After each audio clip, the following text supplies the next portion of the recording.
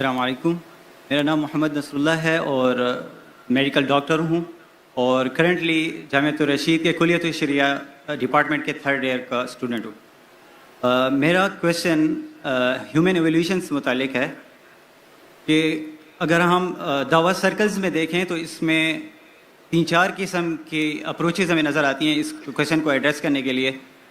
एक तो मॉडर्निस्ट मुतजद्दिदीन की जो अप्रोच है, जो आयात और कुरान मजीद को खींच तान कर इनके अंदर हम आहंगी ज़ाहिर करते हैं। दूसरी साइंटिफिक रेफ्यूटेशन वाली अप्रोच है और तीसरी फ़िलोसॉफ़िकल अप्रोच है, यानी मेथडोलॉजिकल नेचुरलिज्म वाली। तो आपसे आपको ओपिनियन जाना था कि इनमें से इफ़ेक्टिव आप किसको जानते हैं, क्योंकि साइंटिफिक अप्रोच पे भी एतराज़ किया जाता है कि उनमें माइनॉरिटी ओपिनियन लिया जाता है साइंटिस्ट का, जबकि कंसेंसस उनका एवोल्यूशन के होने पर है। अगर इस्लाम पे माइनॉरिटी ओपिनियन को लेके एतराज़ किया जाए तो हम नहीं लेते। भाई का बहुत अहम सवाल है कि जो एवोल्यूशन के बारे में जिस डार्विन थ्योरी है कि हम इंसान बंदर से आए और ये कुरान मजीद के खिलाफ है, तो भाई साहब पूछ रहे थे कि 3 तरीके होते इसको अप्रोच करें। एक लोग जो एवोल्यूशन को पूरा सही मानते और घुमा फिरा के बोलते भाई ठीक है कुरान से टकराता नहीं, और दूसरा तरीका है फिलोसफिकल बात करना, और तीसरा साइंटिफिक एविडेंस को जो साइंटिस्ट कहते उसको दूसरा एविडेंस देना और प्रूफ करना कि ये साइंटिस्ट गलत है और कुरान सही है। 3 अप्रोच है। मैं मानता हूँ आखिरी अप्रोच में कि मेरे नज़दीक, क्योंकि human beings evolve from ape is not a scientific fact according to me. ये साइंटिफिक फैक्ट नहीं है, ये हाइपोथेसिस है मेरे नज़दीक।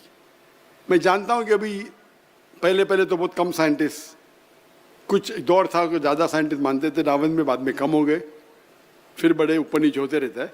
लेकिन आज की तारीख में भी पहले ऐसा था कि अक्सर अगर आप पूछेंगे 1 to 1 तो अक्सर अग्री नहीं करते थे। मैं चंद साल पहले की बात करूँ, लेकिन अभी आप करेंगे, लास्ट जो मैंने सर्वे किया था,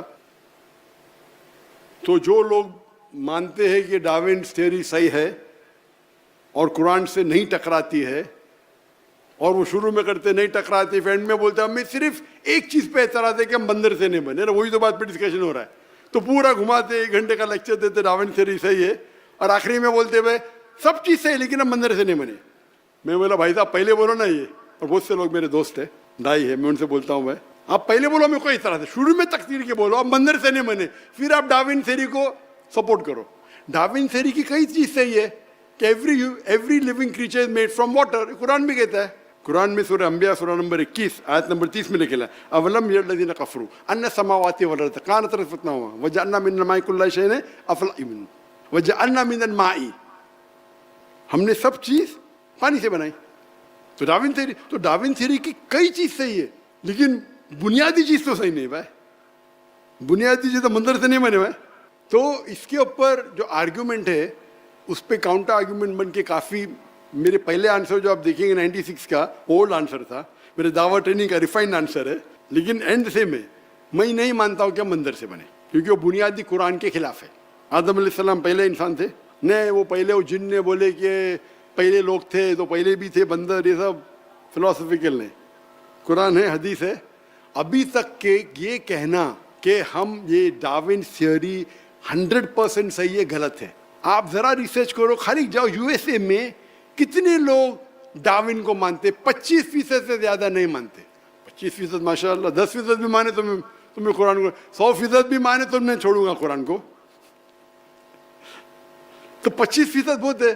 नहीं डॉक्टर यू आउटडेटेड, अरे भाई मैं डॉक्टर हूँ, तुम इंजीनियर है भाई, ये मेरा फील्ड है। तो आप आके बोलते मैं इंजीनियर हूँ, मैं ये बताता हूँ, और बड़ा डायलॉग मारते। मतलब आप यूएसए के ना, आप गूगल करो, यूएसए में 25% अभी भी मानते कि हम बंदर से नहीं बने। मुसलमान को छोड़ो, चुप। तो अपने लेक्चर में बोलते आप मुसलमान भड़को मत, हमको मानना चाहिए डार्विन थ्योरी में, डार्विन थ्योरी सही है, ये जो बाकी दाई आपको बेवकूफ़ बना रहे, ब्ला ब्ला ब्ला ब्ला। आज दुनिया तरक्की कर चुकी है, झूठ बोल रहे। पूरे स्टैटिस्टिक रखो ना दुनिया के सामने।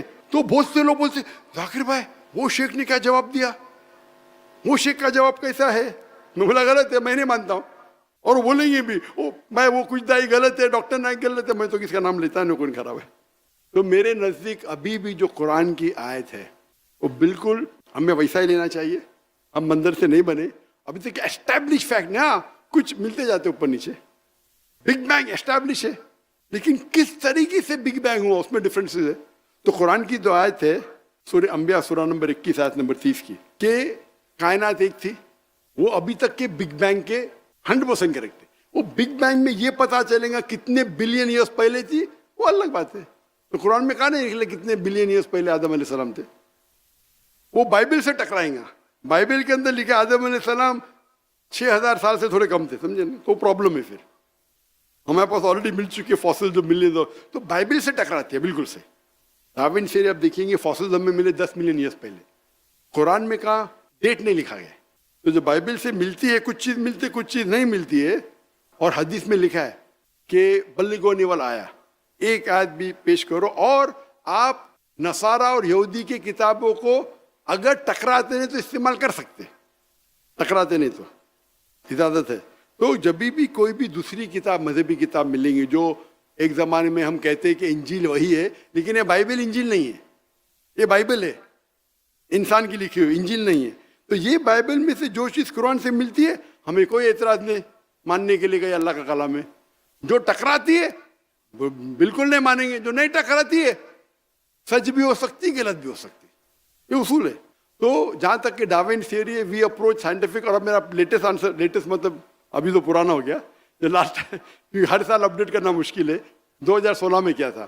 तो मेरा आंसर जो देखेंगे, जो पुराने वीडियोस में है वो डिफरेंट है, और नए वीडियोस में उसमें न्यू एविडेंस है।